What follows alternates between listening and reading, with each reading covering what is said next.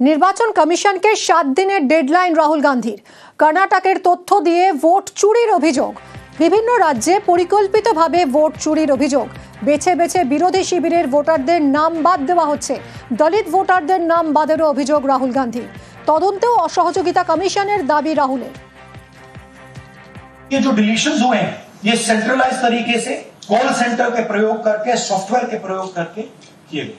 हमारे पास 100% सबूत है, प्रूफ है कि ज्ञानेश कुमार जी हिंदुस्तान के चीफ इलेक्शन कमिश्नर वोट चोरों की रक्षा करते हैं। कांग्रेस वोटर्स डिलीट हो रहे हैं, ऑपोजिशन के वोटर्स डिलीट हो रहे हैं, दलित वोटर्स डिलीट हो रहे हैं, आदिवासी हो रहे हैं, माइनॉरिटी वोटर्स डिलीट हो रहे हैं, ओबीसी वोटर्स डिलीट हो रहे हैं। मगर जब डिलीट होते हैं ऑपोजिशन के ही होते हैं, टारगेट करके कांग्रेस वोटर्स को डिलीट। तो जो ये काम कर रहा है ये उत्तर प्रदेश में, हरियाणा में, बिहार में, कर्नाटक में, महाराष्ट्र में वही कर रहा है। हिंदुस्तान में state after state, Lok Sabha after Lok Sabha चोरी हुई और थोड़ी देर में हम आपको हाइड्रोजन बॉम्ब दिखाने जा रहे हैं।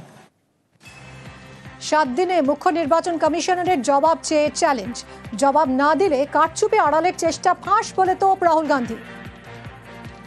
तो हमारी डिमांड है ज्ञानेश कुमार जी, आप अपना काम कीजिए। आपने उठ लिया है, आप हिंदुस्तान के चीफ इलेक्शन कमिश्नर हैं।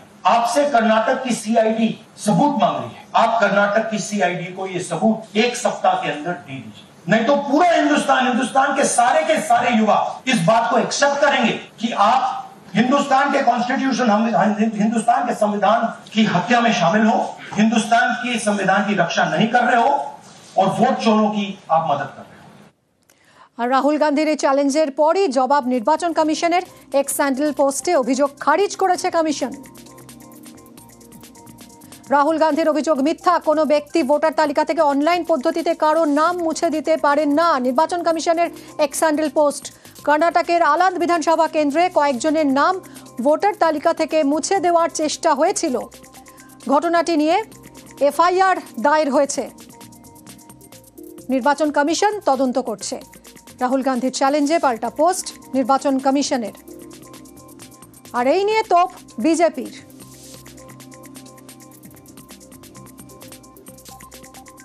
शपथ पत्र देने के लिए कहा जाता है तो मुकर जाते हैं। गलत और निराधार आरोप लगाना राहुल गांधी जी की आदत बन गई है। हाइड्रोजन बम फोड़ने वाले थे, फुलझड़ी से काम चलाना पड़ा, वो भी फुस हो गई। इलेक्शन कमीशन ने बड़ा स्पष्ट कहा है ऑनलाइन किसी भी वोट को नहीं काटा जा सकता।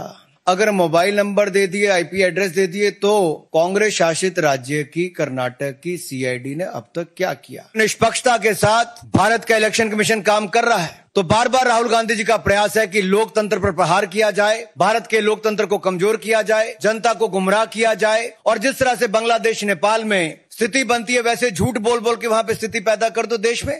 और अगर इतना ही दम आपके तर्कों में है तो आप कोर्ट क्यों नहीं जाते? क्या ये केवल घुसपैठिए वोट को बचाने के लिए है? Infiltrator first politics is the sole agenda of mister Rahul Gandhi and Congress party.